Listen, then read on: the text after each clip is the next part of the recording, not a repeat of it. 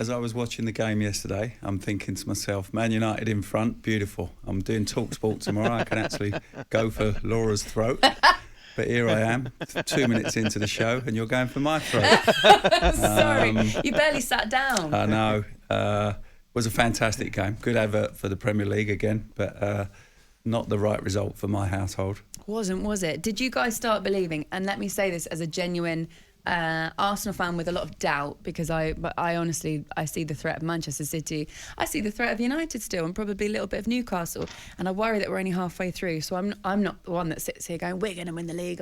I'm quite realistic. But how do you feel about United and what you can achieve this season? That's a pessimistic Arsenal view, isn't it? What you've got, similar to what my mates on my chat have got. You know, they're always very pessimistic. But you have to be. At the end of the day, it's theirs to throw away now. They're 5 points and an extra game in hand, so equivalent 8 points in front. So it's Arsenal's to throw away. But there are teams firing behind. You don't really want Manchester City chasing you, and they're chasing you. Don't worry, whatever Pep's talking about over the last couple of weeks that he's not happy or whatever, he'll make sure that his team get back on track and will hunt you down. And I certainly hope they do. Teddy, I was going to ask you, mate, if I may, a little bit of disappointment, obviously, for United losing 2 late goals last couple of games. The goal at Palace and obviously the goal yesterday. But over the piece, how do you think Ten Hag's done so far?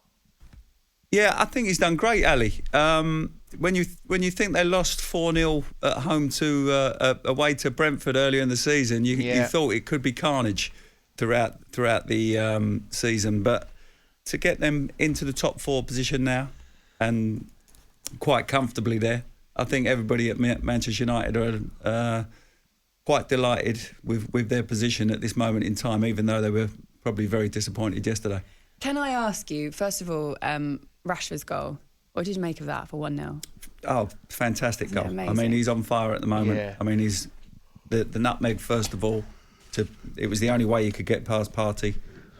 Perfect little nutmeg, got it out of his feet, and the perfect strike. Sends it outside the post with a little bit of fade on it, and past the keeper before he's even seen it. So it was a great start for Manchester United, and I thought to myself at that stage, oh, lovely, I can start gloating tomorrow morning. I'm going to enjoy Monday morning for a change. And then bam, you can't. Yeah. Is he, when you look at a player like Marcus Rashford, who's gone through quite a lot in his career already, I remember, I think it was off the bench at Watford, that was his first appearance, I feel like, at Manchester United. I remember because I went to that game.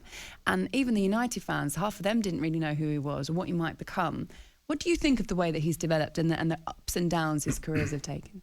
Well, it's very difficult, for young men that get thrust in the limelight and earning fantastic amounts of money. You can go off the rails. You do get different ideas about what your career's all about, and I know he's done wonderful things for the food that he was doing for the homeless and all that, and he was getting a lot of accolades for that, and maybe he just went off the boil about thinking about his football, but credit to him, he must have good people around him, because he's come back fully focused again now.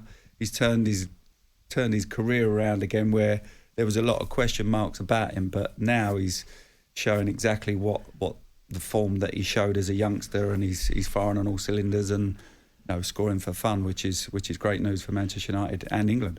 Yeah, it's great to see, Terry. I want to ask you, somebody that's maybe not just in the same place as Rashford at this moment in time, that'd be Harry Maguire, obviously. Varane and Martinez starting, but even more concerning, I'm looking at it, Teddy, and he's played Luke Shaw left centre back a couple of times. Harry's going to have his work cut out to get back into that side.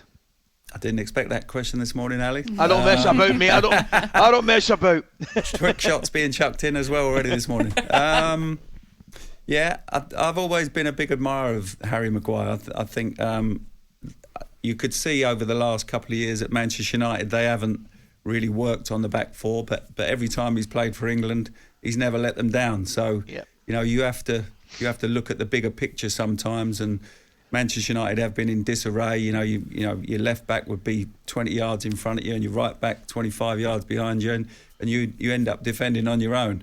And we all know that when you're in the game, that the best defence is the ones that work together, and they haven't done that at Manchester United, but they have done it for England, and he looks a composed centre half when he plays for England. So he'll be back. I don't think he'll be back for Manchester United, as you say, when Luke Shaw steps in and plays left side centre half instead of the big man. Then I think the writing's on the wall. talkSPORT Breakfast with Laura Woods, Monday to Wednesday mornings 6 till 10 on AM, on DAB, via the talkSPORT app and on your smart speaker.